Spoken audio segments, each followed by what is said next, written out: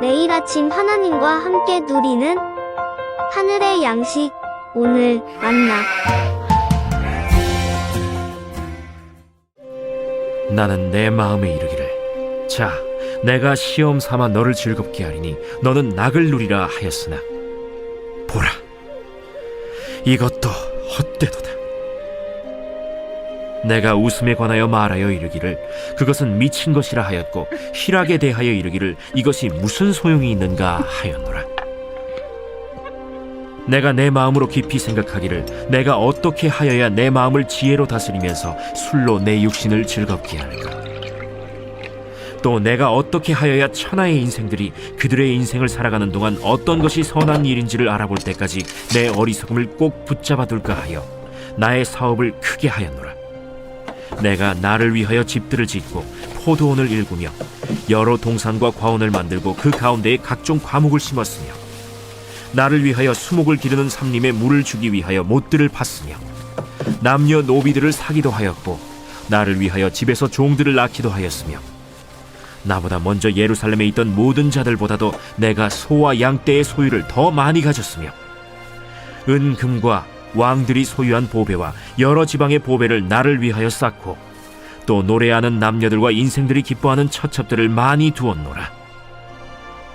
내가 이같이 창성하여 나보다 먼저 예루살렘에 있던 모든 자들보다 더 창성하니 내 지혜도 내게 여전하도다. 무엇이든지 내 눈이 원하는 것을 내가 금하지 아니하며 무엇이든지 내 마음이 즐거워하는 것을 내가 막지 아니하였으니, 이는 나의 모든 수고를 내 마음이 기뻐하였음이라. 이것이 나의 모든 수고로 말미암아 얻은 몫이로다. 그 후에 내가 생각해 본즉, 내 손으로 한 모든 일과 내가 수고한 모든 것이 다 헛되어 바람을 잡는 것이며 해 아래에서 무익한 것이로다.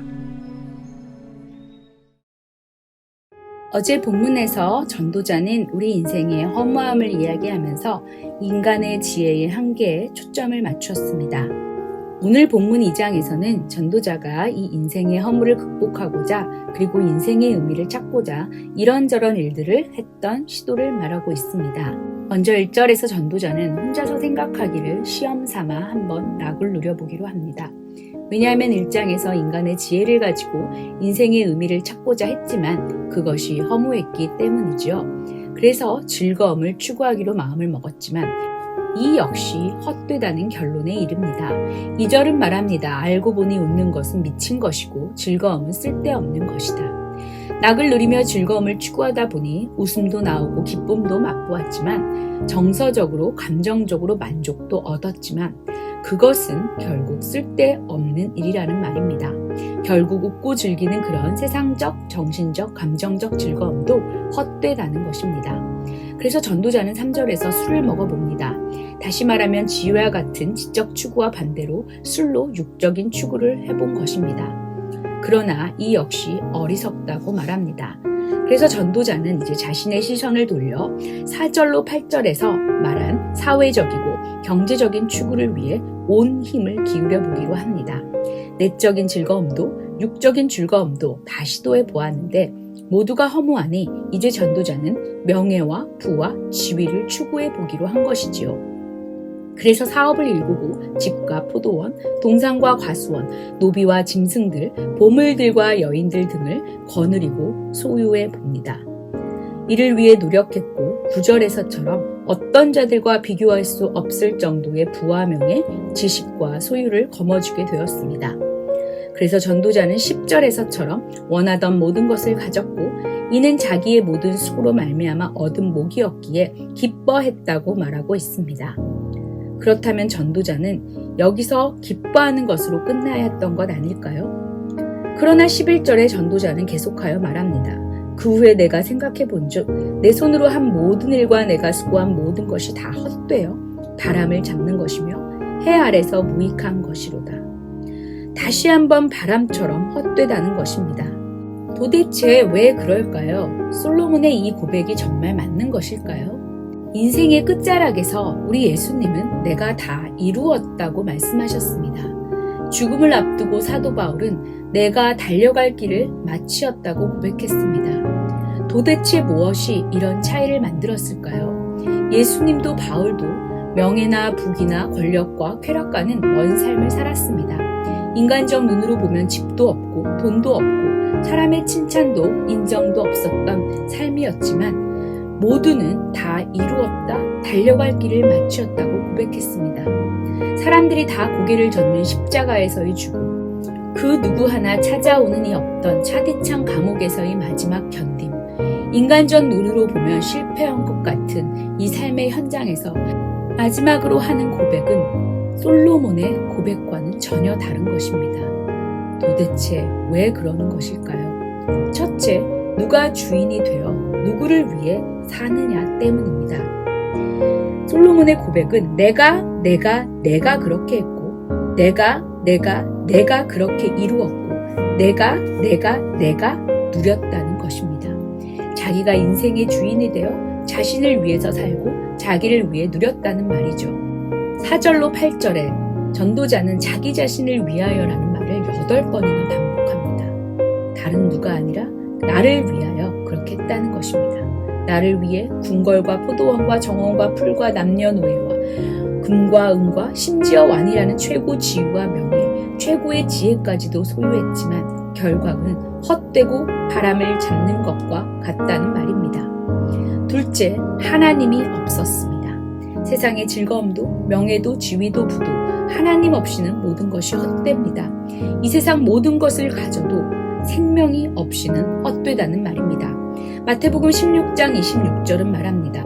사람이 만일 온 천하를 얻고도 제 목숨을 잃으면 무엇이 유익하리요? 사람이 무엇을 주고 제 목숨과 바꾸겠느냐? 결국 하나님 없는 인간적 성취는 아무것도 아닙니다. 잡은 것 같지만 결코 잡히지 않는 허무한 것이요, 후 불면 날아가 버리는 실체 없는 것일 뿐입니다. 우리의 삶은 죽음으로 가고 있습니다. 우리는 이 땅에 태어난 순간부터 늙어가고 있으며 죽음을 향해 가고 있다는 말입니다. 그래서 영어로 나이를 말할 때는 언제나 뒤에 old, 즉 늙다라는 말을 더합니다. 한 살도 1 year old고요. 100살도 100 years old입니다. 계속하여 늙어가고 있고 죽음이 다가오고 있다는 말입니다.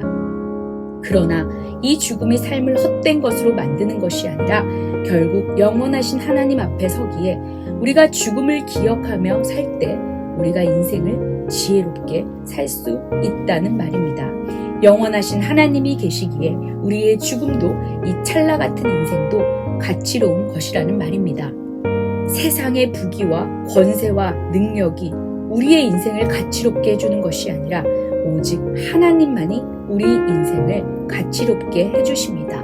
그래서 예수님은 그 어떤 것보다 가장 귀한 분입니다. 우리가 즐겨 부르는 찬송가 94장 주 예수보다 더 귀한 것은 없네는 이러한 고백을 잘 담아내고 있습니다. 이 찬송을 작곡한 조지 슈아는 미국에 불어닥친 경제 한파로 학업을 포기했지요. 그리고 나서 뉴욕의 보험회사에서 일하는 동안 방송국 편성부장에 의해 어떤 프로그램에 나가 한 곡을 부른 후 정기적인 출연을 요청받았습니다. 이 일을 계기로 그는 인기도 얻고 경제적인 어려움도 벗어날 수 있었습니다.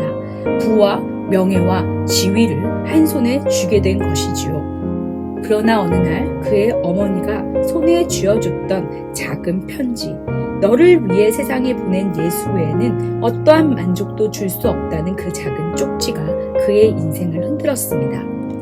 며칠 후 방송국에서 출연 요청이 왔을 때 슈아는 확신 있는 목소리로 말했지요. 저는 세상의 부귀 영화를 위해 살지 않고 오직 하나님의 영광을 위해서만 살기로 했습니다. 하나님이 주신 재능을 주님만을 위해 사용하기로 결심했다고요. 모두가 이해할 수 없었지만 슈아는 이 결정이 자신이 할 수 있었던 가장 위대한 결정이었다고 고백합니다. 우리나라 번역은 주 예수보다 더 귀한 것은 없네. 이 세상 부귀와 바꿀 수 없네.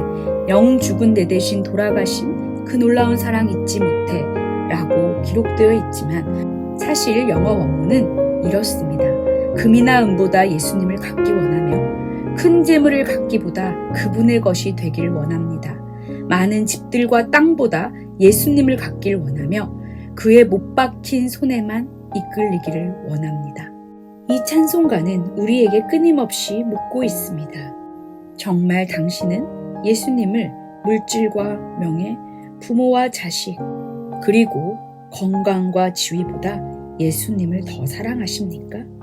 저는 오늘 우리의 입술의 고백이 우리의 삶의 고백으로 이어지기를 간절히 바랍니다.